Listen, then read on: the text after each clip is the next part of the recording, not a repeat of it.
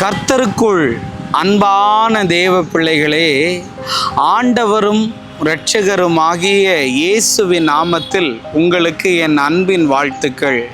இந்த நாளிலேயும் பிரசங்கி 12வது அதிகாரம் 1வது வசனத்தை வாசிக்கிறேன். நீ உன் வாலிப பிராயத்தில் உன் சிருஷ்டிகரை நினைன்னு எழுதியிருக்கு. இன்றைக்கி மெசேஜோடைய தலைப்பு என்ன தெரியுமா? வாலிப பிராயமும் இளைய பிராயமும்னு பேச விரும்புகிறேன். ஆண்டவர் சொல்லுகிறார் பிரசங்கி மூலம், உன் வாலிப பிராயத்தில் உன் சிருஷ்டிகரை நினைக்கணுமா? இன்னைக்கு அவரை நீ நினைக்காம வேற எதையாவது நீ நினச்சிக்கிட்டு இருந்தனா அதுக்கு பேர் சிருஷ்டின்னு அர்த்தம்.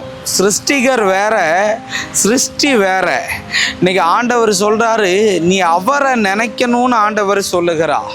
இன்னைக்கு வரையும் என்னுடைய 17 வயதில் என் ஊழியத்துக்கு வந்தேன்.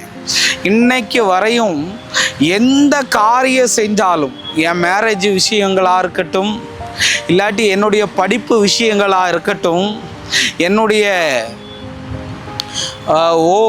மற்ற எந்த ஒரு ஆசீர்வாதமான காரியமாக இருந்தால் கூட அவரை நினைக்காம நான் செஞ்சதே இல்லை.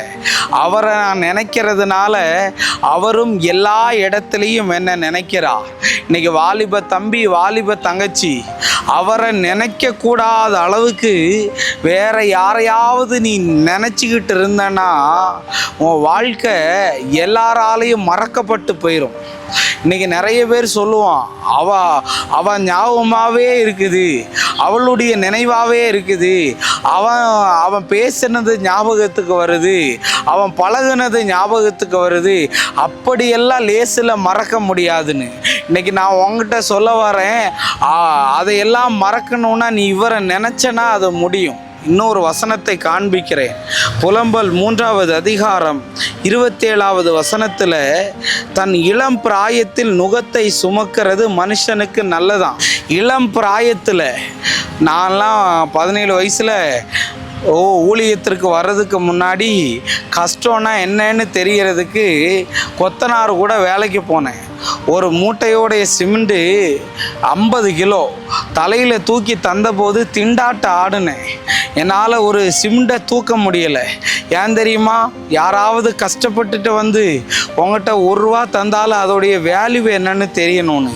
நீ எத்தனையோ நாள் சோறு தண்ணி இல்லாமல், எத்தனையோ நாள் நைட்டு தூக்கம் இல்லாமல் இளம் பிராயத்தில் அந்த கஷ்டத்தை சுமந்ததுனால இன்றைக்கி நான் நல்லா இருக்கிறேன். இன்றைக்கி நிறைய பேருக்கு ஈஸியாக முன்னேறணும்னு நினைக்கிறான். வாலிப பிள்ளைகளா, தூங்கிக்கிட்டு ஊரை சுற்றிக்கிட்டு கேர்ள் ஃப்ரெண்டு பாய் ஃப்ரெண்டை வச்சுக்கிட்டு உன் நேரத்தை வேஸ்ட் பண்ணாத. இன்றைக்கி நீ கஷ்டப்பட்டனா அப்புறம் நல்லா இருக்கலாம். ஆனால் நிறைய பேரோட டைலாக் என்ன தெரியுமா? அப்புறம் பார்த்துக்கலாம், அப்புறம் பார்த்துக்கலான்னு. எப்பறமும் உன்னால் அப்புறம் பார்க்காம மாட்டேன். அதனால் உங்கள்கிட்ட சொல்ல வரேன், கஷ்டங்களை அனுபவிச்சனா.